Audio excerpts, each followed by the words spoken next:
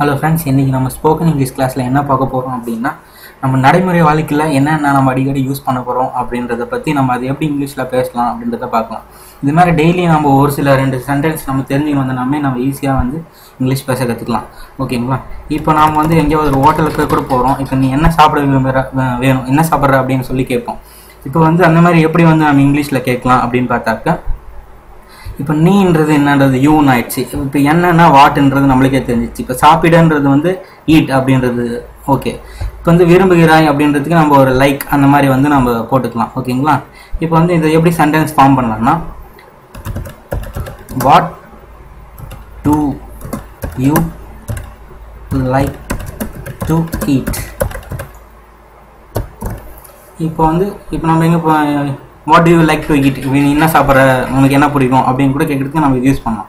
இப்போ நம்ம அதுக்கு இப்போ உங்களுக்கே இப்போ இட்லியோ இல்லை எந்த வேணும், இப்போ நான் சப்போஸ் எனக்கு இட்லி வேணும் அப்படின்னா I like to eat idli அப்படின்னு சொல்லலாம். எனக்கு இட்லி சாப்பிட்றதுக்கு பிடிக்கும், இல்லை கேட்டு விருப்பம், அப்போ எப்படினாலே சொல்லலாம். அப்போ அதை எப்படி சொல்லலாம், I like to eat idli. ஓகேங்களா? இந்த மாதிரி நம்ம அடிக்கடி ஏதாவது ஒரு டெய்லி ஒரு சில சென்டென்ஸ் தெரிஞ்சுன்னு வந்தாவே நம்ம சீக்கிரமாக இங்கிலீஷ் பேசலாம். ஓகேங்களா? இப்போ அதே மாதிரி இன்னொரு சென்டென்ஸ் பார்க்கலாம். இப்போ எங்கே போகிறீங்க அப்படின்னு கேட்கணும். இது மோரலஸ் எல்லாருக்கும் ஓரளவுக்கு தெரிஞ்சிருக்கும்.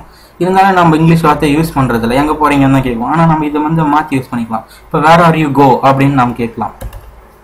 சரி,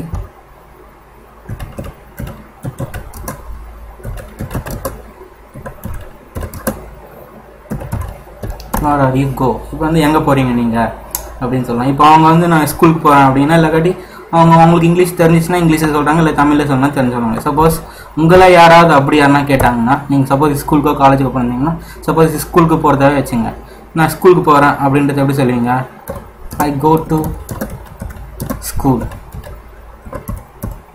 எப்படின்னு சொல்லலாம். ஓகேங்களா? நான் ஏற்கனவே போன வீடியோ டியூட்டோரியலில் சொல்லியிருக்கேன். இப்போ அந்த அவன் அவள் இதுக்கெல்லாம் என்ன அப்படின்றதெல்லாம் ஏற்கனவே நான் சொல்லியிருப்பேன். இப்போ அவனுக்கு ஹீ அப்படின்னு சொல்லியிருப்பான், அவளுக்கு ஷீ அப்படின்னு சொல்லியிருப்பான். ஓகேங்களா? அதை வச்சு நம்ம இந்த சென்டென்ஸை பார்க்கலாம். இப்போ அவன் ஒரு நல்ல பையன் அப்படின்னு சொல்லணும்னு வச்சுக்கோங்க. நீங்களே கூட யாராவது அவன் ஒரு நல்ல பையன்ப்பா அப்படின்னு சொல்லணும்னா நீங்கள் அதை எப்படி சொல்லுவீங்க இங்கிலீஷில்? இப்போ அவனுக்கு ஹீன்றது தெரியும். இப்போ ஒரு அப்படின்னா நம்ம ஏற்கனவே இப்போ முன்னாடி கிளாஸில் பார்த்துருக்கோம், ஏ அப்படின்னு சொல்லலாம். நல்லன்றதுக்கு குட் அப்படின்னு சொல்லலாம், அது குட் பாய் அப்படின்னு சொல்லலாம். அப்போ he is a good boy.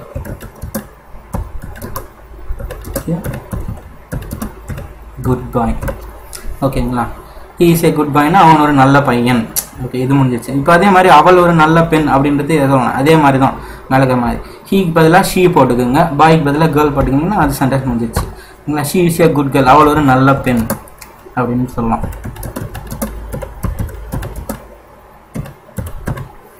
ஓகேங்களா?